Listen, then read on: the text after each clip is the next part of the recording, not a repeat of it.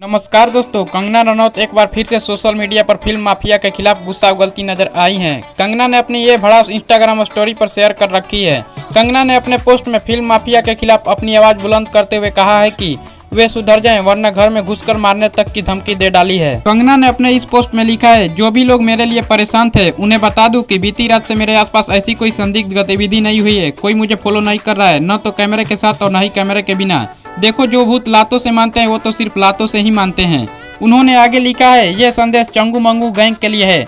बच्चों, तुम्हारा किसी देहाती से पाला नहीं पड़ा है, सुधर जाओ नहीं तो घर में घुसकर मारूंगी। और जिनको लगता है कि मैं पागल हूँ, तुमको ये तो पता है कि मैं पागल हूँ, लेकिन ये नहीं पता कि कितनी बड़ी वाली हूँ।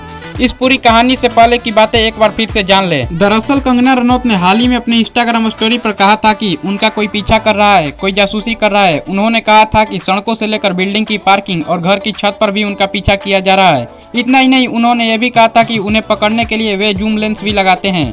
कंगना ने कहा था, पेपराजी स्टार से तभी मिल पाते हैं जब उन्हें इस बात की खबर दी जाती है, और वे क्लिक तभी करते हैं जब उन्हें पैसे दिए जाते हैं। मैं या मेरी टीम उन्हें पैसे नहीं देते हैं तो कौन दे रहा है। कंगना ने कहा था कि सुबह मैं 6:30 बजे बाहर निकली, मेरी तस्वीरें क्लिक की गई, इनको शेड्यूल कैसे मिलता है। उन्होंने लिखा था, वो इन तस्वीरों को क्या करते हैं, मेरी आने जाने की जानकारी किसी को नहीं थी तो उनको कैसे पता लगी। कंगना ने अपने पोस्ट में यह भी लिखा था कि हो सकता है एक कैसानोवा और उनकी पत्नी उन्हें फॉलो कर रहे हो और उनका व्हाट्सएप चैट लीक कर रहे हो।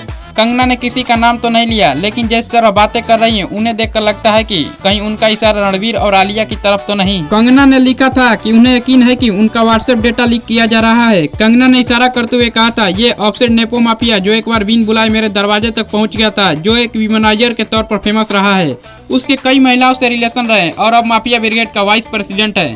कंगना ने लिखा, अपना वाइफ को प्रोड्यूसर बनाने के लिए मजबूर किया, वो महिला केंद्रित फिल्में करे और वो मेरे जैसे ही कपड़े पहनती है और उसने मेरे जैसे ही घर का इंटीरियर करवाया है। उन्होंने मेरे स्टाइलिश को रखा है और उनकी पत्नी ऐसे व्यवहार को बढ़ावा देती है।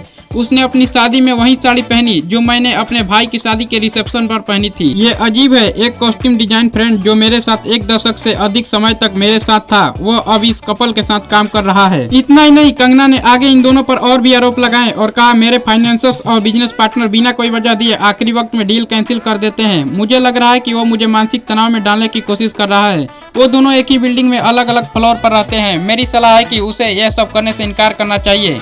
ये वो सब डेटा कैसे पा रहा है और इसका क्या कर रहा है। अगर वो मुसीबत में पड़ गया तो उसकी पार्टनर और बच्चा भी मुश्किल में पड़ जाएंगे।